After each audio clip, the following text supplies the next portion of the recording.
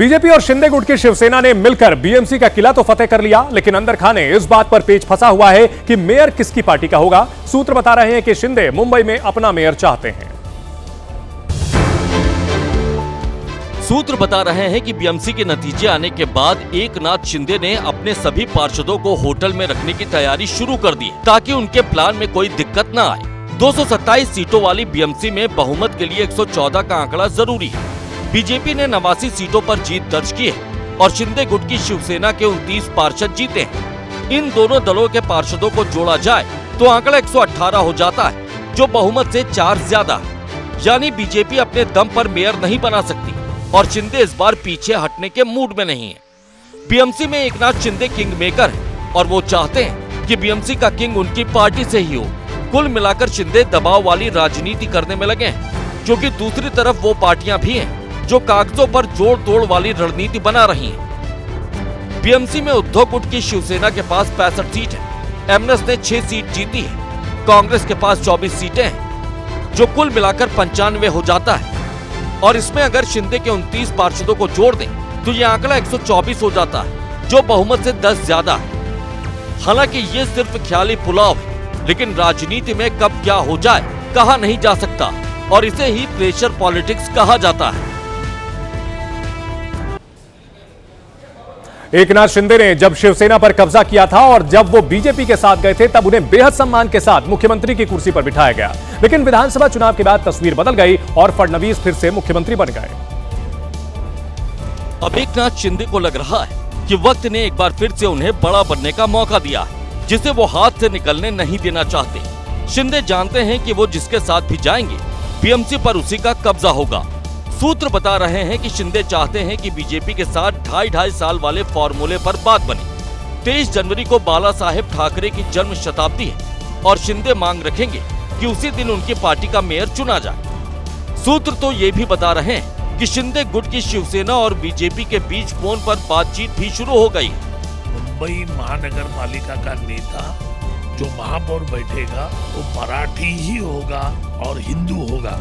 अभी वो कौन से पार्टी से होगा, क्या होगा, ये दोनों तय करेंगे। इससे पहले बीजेपी की तरफ से मेयर पद पर दावेदारी ठोकी जा चुकी है। कंफर्म कर रहे हैं कि मुंबई का मेयर बीजेपी का होगा। मुंबई का महापौर ये हमारे महायुति का होगा, भारतीय जनता पार्टी का होगा।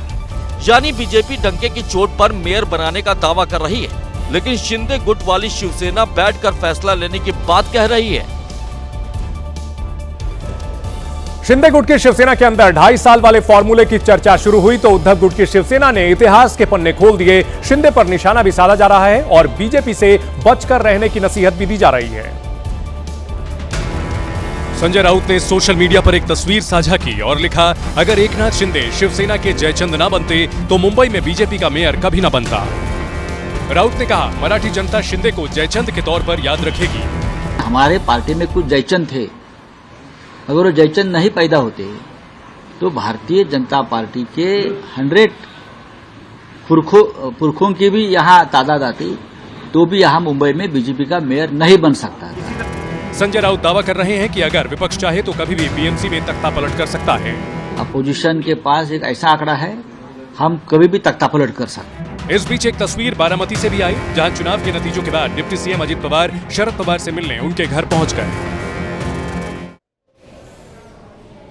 पंजाब के बठिंडा बीकानेर नेशनल हाईवे पर घने कोहरे की वजह से हुए हादसे में 5 लोगों की मौत हो गई। यह हादसा फॉर्च्यूनर गाड़ी के डिवाइडर से टकराने की वजह से हुआ है। फॉर्च्यूनर कार डिवाइडर से टकराई तो वहां कोहरा मच गया। टक्कर इतनी जबरदस्त थी कि फॉर्च्यूनर कार की सीट भी तहस नहस हो गई। डिवाइडर से टक्कर के बाद फॉर्च्यूनर कार का बोनट तो बुरी तरह से चिपक गया। बठिंडा बीकानेर नेशनल हाईवे पर हादसे वाली जगह पर सिर्फ मृतकों का सामान ही वहां पर पड़ा दिखा। चीख पुकार के बीच पुलिस मदद को पहुंची, लेकिन कार सवार सभी 4 लड़कों और एक लड़की को बचाया नहीं जा सका।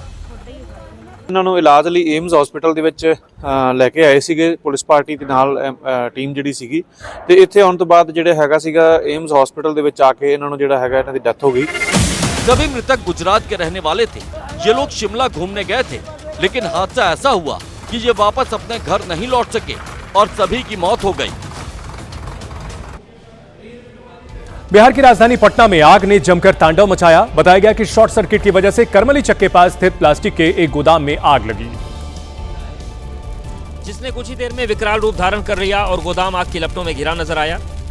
आग लगने की जानकारी के बाद दमकल की कई गाड़ियां मौके पर पहुंची और आग बुझाने के काम में जुट गई। चूंकि आग इमारत की दूसरी मंजिल पर लगी थी, इसलिए दमकल कर्मियों को काफी दिक्कतों का सामना करना पड़ा। बाद में हाइड्रोलिक दमकल की गाड़ी बुलाई गई, जिस पर चढ़कर दमकल कर्मी आग बुझाते दिखाई दिए। काफी कोशिश के बाद दमकल कर्मियों ने आग बुझा दी, लेकिन इस आग में लाखों का नुकसान हो गया। भारतीय रेलवे के इतिहास में एक नया अध्याय जुड़ गया। पीएम नरेंद्र मोदी ने पश्चिम बंगाल के मालदा में देश की पहली वंदे भारत स्लीपर ट्रेन को हरी झंडी दिखाकर रवाना किया है, जो हावड़ा से गुवाहाटी के बीच चलेगी। ये ट्रेन हावड़ा गुवाहाटी रूट पर यात्रा के समय को करीब 3 घंटे कम कर देगी। देश की पहली वंदे भारत स्लीपर ट्रेन मां काली की धरती को मां कामाख्या की भूमि को जोड़ रही है। आने वाले समय में पूरे देश में इस आधुनिक ट्रेन का विस्तार होगा। इस ट्रेन का अंदरूनी डिजाइन भारतीय संस्कृति को ध्यान में रखकर तैयार किया गया है। कोच के अंदर आधुनिक सुविधाओं के साथ बेहतर रोशनी और आरामदायक लेआउट दिया गया, जिससे यात्रियों को लंबी यात्रा में भी सुविधा मिलेगी। हालांकि हरी झंडी दिखाने से पहले आरपीएफ ने कलियाचक थाना प्रभारी को पत्र लिखकर पथराव की आशंका जताई थी, जिसके बाद वहां सुरक्षा बढ़ा दी गई। बीते कुछ दिनों से वाराणसी के मणिकर्णिका घाट में चल रहे पुनर्निर्माण कार्य पर वाराणसी से लेकर दिल्ली तक सियासी बवाल मचा हुआ है। कांग्रेस आरोप लगा रही है कि बीजेपी ने कई पुरानी सांस्कृतिक और ऐतिहासिक धरोहरों को नष्ट कर दिया है,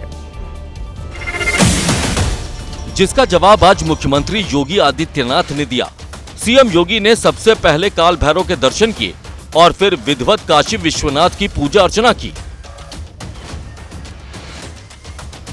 इसके बाद बकायदा सीएम योगी ने एक प्रेस कॉन्फ्रेंस की और चुन चुनकर विपक्ष के आरोपों का जवाब दिया। जिन लोगों ने विरासत का सम्मान कभी नहीं किया, अपने समय में विकास के कार्यों को आगे नहीं बढ़ाया, लेकिन अपनी शरारत से इन विरासत को बदनाम करने और विकास के कार्यों में बाधा पैदा करने से ये लोग बाज नहीं आ रहे हैं। सीएम योगी ने भी आरोप लगाया कि विपक्षी पार्टियां काशी को बदनाम करने के लिए एआई जनरेटेड वीडियो का इस्तेमाल कर रही हैं। कांग्रेस के द्वारा जो दुष्प्रचार किया जा रहा है वह एआई वीडियो बना करके, जो अपने आप में एक अपराध है, गुमराह करने का प्रयास हो रहा है। दरअसल कुछ दिनों पहले कांग्रेस ने एक के बाद एक कई वीडियो ट्वीट कर बीजेपी सरकार पर आरोप लगाए थे कि उन्होंने अहिल्याबाई होलकर की कई मूर्तियों को तोड़ दिया।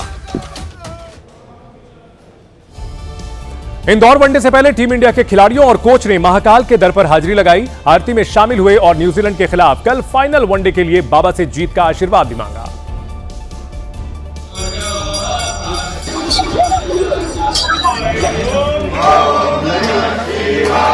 माथे पर चंदन लगवाया, महाकाल के आगे शीश झुकाया और फिर बाबा की भक्ति में विराट कोहली ने खुद को लीन कर लिया। विराट के साथ टीम इंडिया के स्पिनर कुलदीप यादव भी बाबा महाकाल की भस्म आरती में शामिल हुए और उन्होंने भी बाबा के आगे अर्जी लगाई।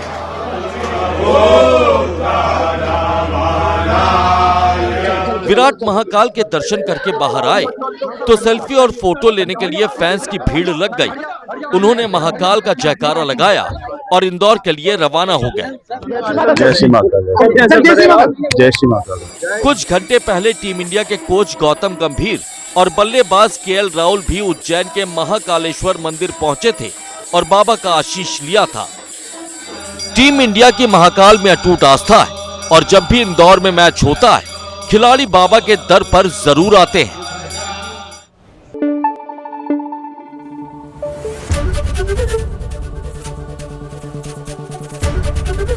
एबीपी न्यूज आपको रखे आगे।